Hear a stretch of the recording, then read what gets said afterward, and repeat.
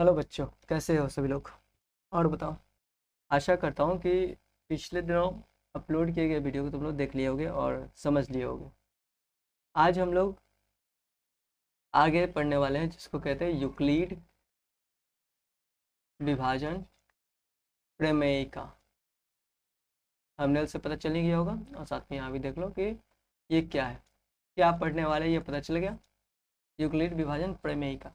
इसके बाद पढ़ेंगे हम लोग यूक्लिड विभाजन का जो एल्गोरिदम है, लेकिन पहले प्रमेयिका सीख लेंगे। ये क्या है? गलत लिखा गया था। प्रमेयिका उस वक्त गलत सब लिखा गया। यूक्लिड विभाजन प्रमेयिका ये क्या है? इसे हम लोग बचपन में पढ़ चुके हैं, ठीक है। बस इसमें यहाँ पर एक अलग तरीके से देखना होता है। क्या देखना होता है? अगर हम मानते हैं कोई दो संख्या है, 8 और 12, जब इसे हम लोग भाग देते हैं तो एक दूसरे से भाग देने पर ऐसा होगा, एक बार में 8 और घटाने पर 4 आ गया, फिर से हम लोग क्या देते हैं 8 और ये दो बार में 8 खत्म। तो इस तरह से जो ये हमारा आ गया जिससे लास्ट में भाग लगा, इसे हम लोग बोलते हैं मस महत्तम समापक। तो ये यूक्लिड विभाजन प्रमेयिका का ही प्रयोग करके हम ये करते हैं। लेकिन हम लोग ये पूरा स्टेप नहीं सीख रहे, हम लोग सिर्फ एक स्टेप के बारे में आज बात करेंगे। ये सिर्फ यहाँ से यहाँ तक जो नॉर्मली हम भाग देते हैं। क्या है देखो अच्छा। जब हम किसी दो संख्या ए और बी, किसी दो संख्या को, दो जो धन पूर्णांक होता है, जो क्या है, दो पूर्णांक संख्या है। कौन सी संख्या है? पूर्णांक संख्या। जब दो पूर्णांक संख्या को लेते हैं तो a बराबर बी क्यू प्लस आर, ये इसके बराबर होता है। और सभी बाकी सभी चीज़ें है क्या? जैसे ए क्या है, जैसे इसको एक बार लिखो। मान लेते हैं कि यहाँ पर ए जो है वो बड़ा है बी से, ए बड़ा है बी से। तो क्या होगा कि ए को हम लोग भाग दे रहे होंगे किससे? बी से। तो भाग देंगे तो कुछ ना कुछ बार में तो लगेगा, इसे हम लोग क्यों बोलते हैं। यहाँ कुछ ना कुछ तो लगने वाला है, जी से गुना करेंगे तो कुछ ना कुछ होगा और घटाने पर कुछ ना कुछ नीचे आएगा। तो इसे हम लोग आर बोलते हैं। नाम क्या होता है? इसको बोलते हैं हम लोग भाज्य। क्या कहते हैं? भाज्य। इसे बोलते हैं भाजक। क्या कहते हैं? भाजक। इसे कहते हैं भागफल और इसे कहते हैं शेषफल। सभी को ये पता होगा क्या कहते हैं? शेषफल। सभी को पता होगा। तो ये इन्हीं सभी को एक समीकरण के द्वारा ऐसे दिखा सकते हैं। इन सब के बीच में जो संबंध बनता है वो इस प्रकार का होता है। यानी कि इस b और इस q को गुना करने पर और r को जोड़ देंगे तो हमें क्या मिल जाएगा? a मिल जाएगा। यही यहाँ पर बताया जा रहा है। हम लोग बचपन में अगर बनाए होंगे तो चेक करने का तरीका भी हम लोग सीखे होंगे, अगर होगा तो, नहीं तो कोई बात नहीं, हम लोग यहाँ देख लेंगे। तो a बराबर बी क्यू प्लस आर, ये जो है यही है हमारा यूक्लिड विभाजन प्रमेय का। क्या है?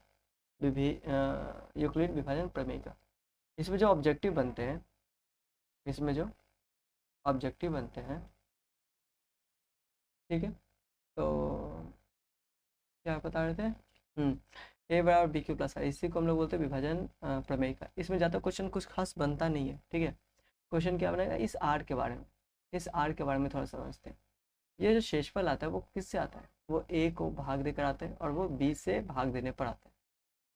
ए को बी से भाग देते तो ये आर आता है। तो ये आर क्या क्या हो सकता है? तो एक एग्जाम्पल लेते हैं। जैसे मान लेते हैं कि ए बराबर 5 है हमारे पास, बड़ा नंबर ले लेते हैं जैसे कि 15 ले लिया, और बी जो है वो हम ले लिए 4। तो जब 4 से 15 को भाग देंगे तो कितना बार लगेगा? 4 ते 12, तो क्या बच गया? 3। तो आर इस केस में क्या आ गया? 3। थोड़ा सा इसे और बढ़ा या घटाते थे, जैसे कि घटा देते इसको 16 कर देते, 15 को क्या कर देते हैं? 15 को हम लोग 16 ही मान लेते हैं। यानी कि 4 से 16 को भाग दोगे तो 4 बार में 16 खत्म, जीरो आ गया। यानी यहाँ पर इस केस के लिए आर जीरो, इस केस के लिए आर, सॉरी इस केस के लिए आर 3 और इस केस के लिए रिमाइंडर जीरो। अब इसे एक और बढ़ा दो, 17 कर देते हैं। तो 4 चुके 16, क्या बच गया? 1 बच गया। यानी कि यहाँ पर आर कितना आया? 1। उस तरह से अगर एक और अंक बढ़ा दे, क्या कर दे? एक और अंक बढ़ा दे, एक और अंक बढ़ा दे, तो क्या होगा?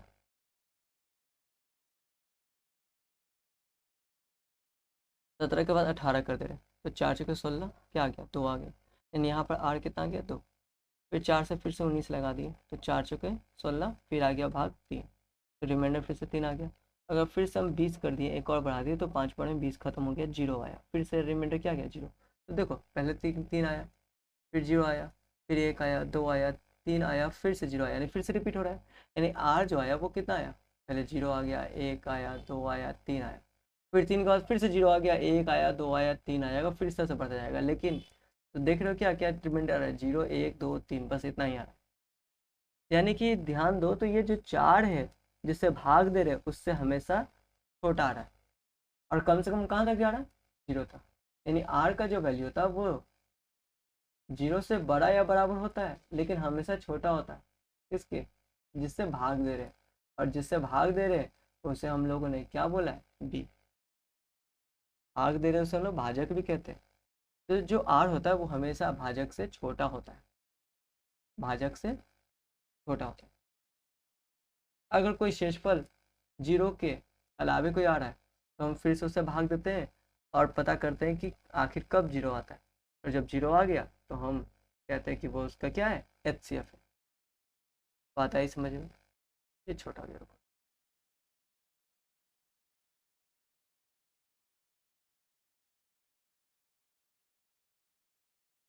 ठीक है, तो हम लोग यहाँ पर ये समझ लिए कि क्या होता है प्रमेयिका, क्या प्रमेयिका क्या होता है, उसे किस ए और बी क्यू आर ये सब जो है भाज्य, भागफल, भाजक, शेषफल, इन सभी को समझे कि ये किस तरह से एक दूसरे से संबंधित है, और ये जिस समीकरण से दिखाया जाता है इसी समीकरण को हम लोग बोलते हैं प्रमेयिका, यूक्लिड विभाजन प्रमेयिका। इससे सवाल कैसे बनते एग्जाम में, तो बिहार बोर्ड में बात करें तो इसमें क्वेश्चन ज़्यादा बनते नहीं, बस अभी जो मैंने बताया ये वाला बात, ये होता है। एक एग्जाम्पल के साथ समझते हैं कि ये क्या कह रहे हैं। ठीक है, चलो देखो, जैसे कि हम किसी भी नंबर 8 इसको भाग दे रहे हैं, किससे दे रहे हैं, मान लेते हैं कि 3 से दे रहे हैं, तो 3 से कितने बार मिलेगा, 2 बार मिलेगा, तो 3 दूना क्या हो गया 6, 6, लेकिन 8 पूरा नहीं हुआ, पूरा नहीं हुआ तो प्लस क्या लिख दिया, तो जैसे ए बराबर क्या होता है बी क्यू प्लस 8। तो हम लोग क्या करें, 3 से भाग दे रहे 8 को, तो 3 दूना 6, बचा कितना 2, तो भागफल 2 और शेषफल भी 2, भागफल भी 2, शेषफल भी। तो यहाँ पर यह कहानी आ गया, तो ये 2 आया ना, तो 2 आया वो हमेशा बी से छोटा ही होगा, तो छोटा ऑब्वियस सी बात है छोटा है, अगर कुछ और भी रहेगा तो क्या रहेगा, छोटा ही रहेगा। ठीक है, समझ में आगे होगी बात। क्वेश्चन क्या पूछेगा कि अगर हम यहाँ पर 17 ले लेते हैं और यहाँ पर ले लेते हैं 3, तो Q प्लस R रहेगा, तो कहेगा कि R का मान बताइए कितना होगा। ठीक है, या फिर यहाँ पर कोई नंबर ना देकर क्या लेते, ए दे दे, कोई नंबर भी देते, जैसे ए बराबर 3Q प्लस R, या आर बताइए कहाँ से कहाँ तक हो सकता है, तो आर हो सकता है 0 0 से बराबर और 3 से छोटा हमेशा। यानी क्या क्या संभावनाएं हो सकती है, 0 1, तो बस 3 नहीं हो सकता, 3 जब भी होगा तो वो वापस 0 बन जाएगा। इससे 3 आने का मतलब वो 3 से फिर से भाग लग जाना, और 3 लगने पे भाग क्या हो जाएगा, फिर से 0, तो जब भी इस तरह से आता है तो वो फिर से क्या बन जाता है, 0 बन जाता है। तो हमेशा ये जो भी रहेगा बी उससे छोटा ही होगा। ये क्वेश्चन ज़्यादा ज़्यादा पूछा जाता है। हाँ, बुक्स में क्वेश्चन मिलेंगे, ऐसे क्वेश्चन मिलेंगे, ये देखो यहाँ पर इसके। ठीक है, लेकिन क्या क्वेश्चन आएंगे, कुछ क्वेश्चन ऐसे बन सकते हैं जैसे कि सिद्ध करें कि कोई भी विषम संख्या है वो 2Q प्लस 1 के रूप में है। कोई भी एक संख्या है जो विषम जो संख्या है वो क्या है, 2Q प्लस 1 के रूप में हो सकती है। ठीक है, जैसे कि हम लोग मान लेते हैं कि ए बराबर 2Q प्लस आर, तो ए कोई संख्या है तो उससे का जो भी एक 2Q प्लस 1 के रूप में होगा वो क्या होगा, विषम संख्या होगा। या फिर इसको हम लोग ऐसे भी लिख सकते हैं 4Q+1, 4Q+3, ये सभी क्या होंगे, विषम संख्या के रूप होंगे। हमें सिद्ध करना है ये, तो ये सिद्ध प्रमेयिका के थ्रू ही हम लोग कर सकते हैं। और भी क्वेश्चन होते हैं, जैसे कि तुम्हें पता होना चाहिए कि n स्क्वायर माइनस n, ऐसा कोई संख्या लेते हैं तो वो हमेशा ही हमेशा किससे विभाजित होगा, 2 से। किससे विभाजित होगा, 2 से। ये तरीका है याद रखने का, अगर ये तुम समझ गए तो आसानी से समझ सकते हो। जैसे कि कोई भी स्क्वायर है, अगर उसको 1 से घटाओगे, कोई भी स्क्वायर 1 से घटाओ तो वो हमेशा ही हमेशा 8 से विभाजित होगा। तुम देखो करके, जैसे कि कोई भी स्क्वायर लेते हैं, जैसे कि 4 का स्क्वायर, 4 छोड़ो, 4 तो 8 का तो गुणांक हो ही जाएगा, छोड़े थे, 5 का स्क्वायर, तो 5 का स्क्वायर क्या हो गया 25, क्या हो गया 25, उसमें से एक घटा दो 24 आया। देखो 8 का गुणांक है कि नहीं, 8 3 24 एकदम। कोई और ले लो, जैसे 13 मान लेते, विषम संख्या, प्राइम नंबर भी है, कोई से कटने वाला भी नहीं है, लेकिन 13 का स्क्वायर क्या था 169, एक घटा दो 168 आ गया। तो ये 8 से विभाजित है कि नहीं है, 2 1 1 इस पर है। तो ऐसा कोई भी संख्या नहीं होगा जो n स्क्वायर माइनस 1 करेंगे तो वो 8 से विभाजित ना हो।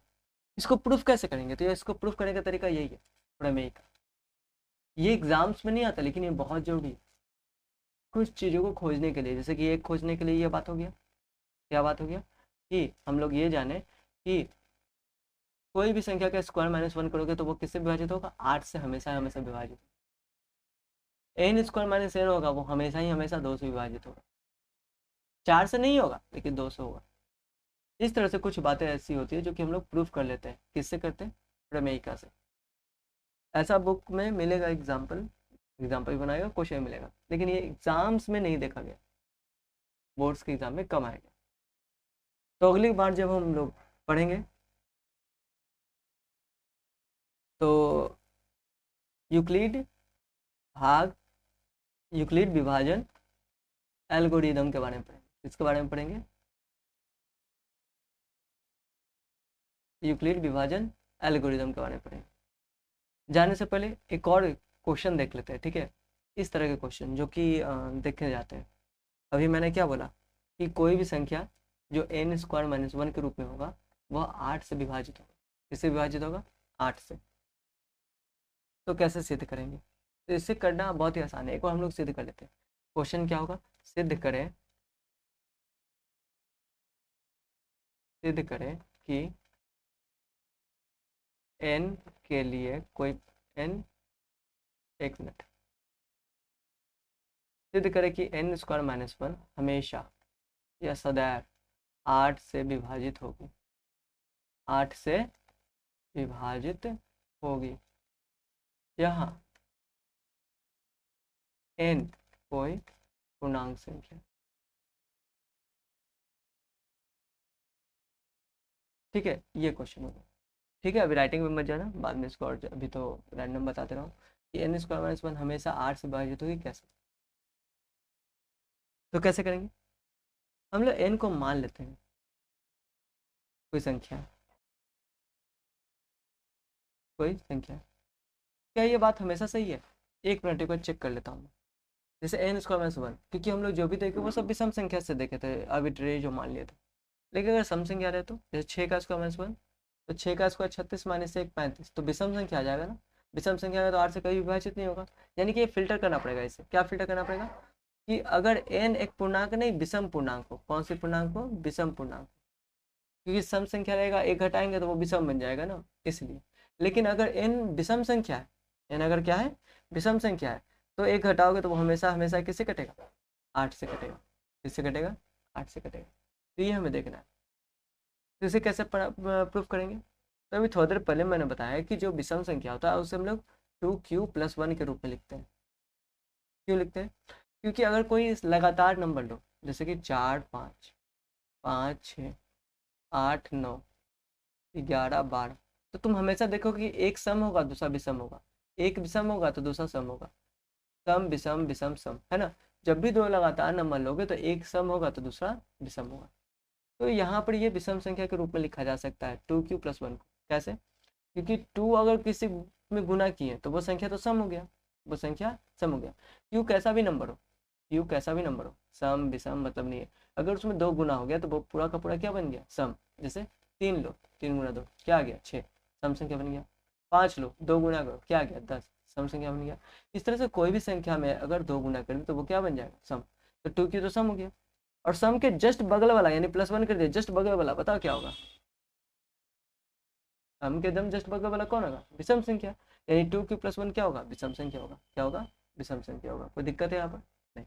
तो हम लोग मान लिए कि n बराबर 2q+1 जो कि क्या है, एक विषम संख्या। क्या है, विषम संख्या। अब n स्क्वायर माइनस 1 निकालना है, तो n स्क्वायर माइनस 1 करेंगे, यानी कि 2q+1 का स्क्वायर करके -1 करेंगे। तो ये क्या हो गया, a+b का होल स्क्वायर, a+b का होल स्क्वायर। फॉर्मूला क्या होता है, A square plus B square plus 2ab।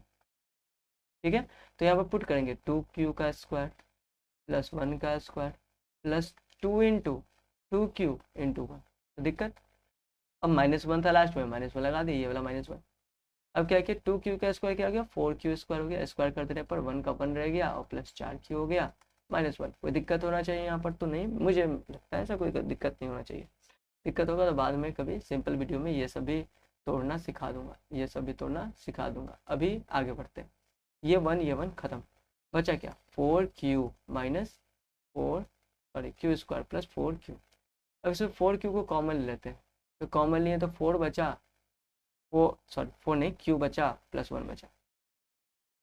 तो यहाँ पर हमें क्या मिला, यहाँ पर हमें क्या मिला, जरा देखो अच्छे से, बता दो, गौर से समझना यहाँ, ध्यान से। इसे हम लोग लिख सकते हैं 4 गुना q प्लस 1।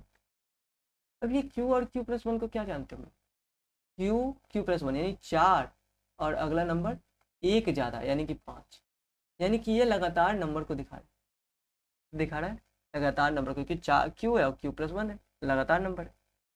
और तुम बताओ, जब भी लगातार नंबर रहेगा तो एक सम रहेगा एक विषम रहेगा। जब भी कोई भी दो लगातार नंबर रहेगा, जैसे 6 ही मानो तो 6 के बाद 7, एक सम है एक विषम है। तो जब इसे गुना करेंगे, जो 7 का 42 या 6 25 30, ये हमेशा 2 के गुना के रूप में आ सकता है, 2 के गुना के रूप में आ सकता है। तो क्यों हम लोग इसे ऐसा नहीं ले सकते 4 इंटू इन दोनों को मिलाकर, क्या हम 2 गुना के नहीं लिख सकते। फिर से बता रहा हूँ, अगर कोई भी दो लगातार नंबर जैसे कि 5 है, कोई और नंबर ले लेते हैं 8 है और फिर क्या है 9 है, तो ये सम ये भी सम, अगर ये 9 है तो दूसरा 10 होगा। और जब दोनों गुना करोगे तो 8 नंबर 72, तो 2 गुना 36 नहीं लिख सकते क्या, 2 गुना कोई संख्या।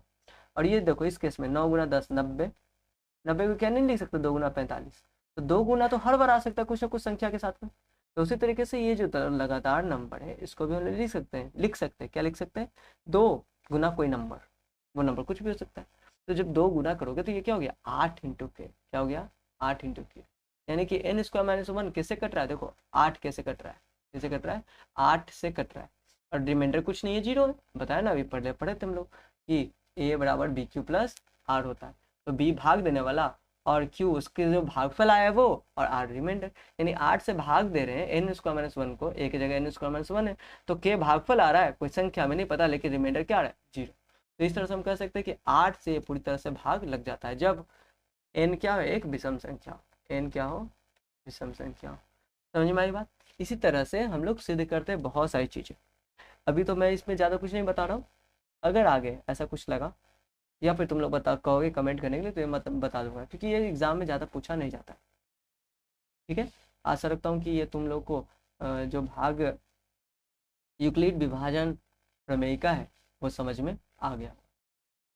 ठीक है, तो ये तुम्हारे सामने ये रहा, इसको पॉज करके नोट कर लेना बारी बारी से, स्टेप बाय स्टेप अगर तुम्हें करना है तो। ठीक है, यहाँ तक के लिए समझ में आ गया। हम लोग कल की क्लास में क्या पढ़ेंगे, नेक्स्ट क्लास में, कल जरूरी नहीं है कि कल जाएगा, हो सकता है एक दिन बीच करके जाए, तो हम लोग पढ़ेंगे विभाजन एल्गोरिथम की मदद से, यूक्लिड विभाजन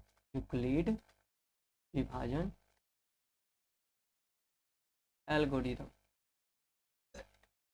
की मदद से HCF निकालना, क्या निकालना, HCF निकालना सीखेंगे। थोड़ी देर में ये समझ में आ जाएगा। उसके बाद हम लोग क्वेश्चंस करेंगे, क्या करेंगे, क्वेश्चंस करेंगे MCQ। हो सकता है कि ये वीडियो थोड़ा बड़ा बन जाए, मतलब 30 मिनट के आसपास, तो ये बहुत जरूरी क्वेश्चन वीडियो होने वाला है। ठीक है, और इससे एग्जाम्स में बोर्ड एग्जाम के ऑब्जेक्टिव में, MCQs में, ऑब्जेक्टिव में बहुत सारे सवाल पूछते हैं।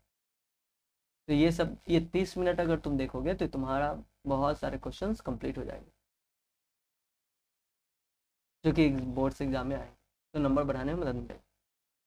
तो ठीक है, आज के लिए इतना ही। जुड़े रहो हमसे, और जुड़े रहोगे तो मैंने जैसे तुम लोगों से वादा किया कि 90+ नंबर जो पढ़ने वाली है उनको तो इससे कम आने वाला नहीं है।